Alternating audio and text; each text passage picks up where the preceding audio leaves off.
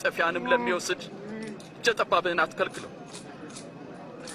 ለሚለምን ሁሉ ቸርነትን አድርግ። ማንም ያንተን ነገር ቢወስድ እንዲመልስልህ አትጠይቀው። ለራስህ የምትፈልገውን አንተም ለሌሎች አድርግ።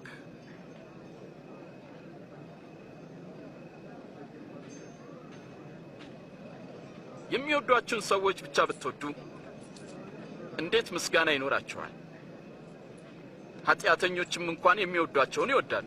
መልካም ለሚያደርጉላችሁ ብቻ መልካም ብታደርጉ እንዴት ምስጋና ይኖራችኋል? ኃጢአተኞችም ያደርጋሉ። እንዴት ይነካታል! እንዴት ያናግራታል!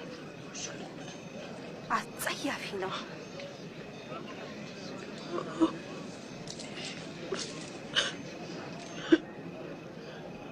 ፈጽሙ። ጠላቶቻችሁን ውደዱ፣ መልካምም አድርጉላቸው። ምንም ተስፋ ሳታደርጉም አበድሩ። ያኔ ዋጋችሁ እጅግ ታላቅ ይሆናል። የልዑል እግዚአብሔር ልጆች ትሆናላችሁ። እርሱ ለሚያመሰግኑትና ለክፎች ቸር ነውና።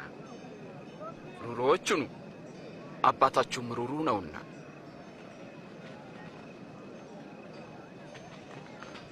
ኢየሱስ ሆይ አድነን።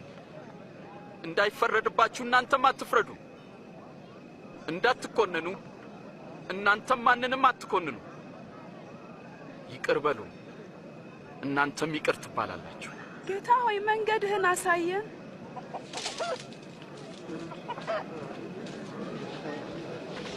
ስጡ፣ ለእናንተም ይሰጣችኋል። በምትሰፍሩበት መስፈሪያ ለእናንተም ይሰፈራል። እውር እውርን ይመራ ዘንድ አይችልም፣ ምክንያቱም ሁለቱም በጉድጓድ ይወድቃሉ። በራስህ ዓይን ውስጥ ያለውን ግንድ ሳታይ በወንድምህ ዓይን ያለውን ጉድፍ ለምን ታያለህ?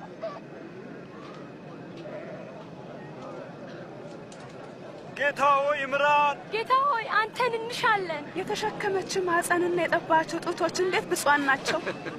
ብፁዓንስ የእግዚአብሔርን ቃል የሚሰሙና የሚጠብቁም ናቸው። ይህንን ሰው ማወቅ አለብኝ። ለመሆኑ ይህ ሰው መሲህ ይመስልሃል?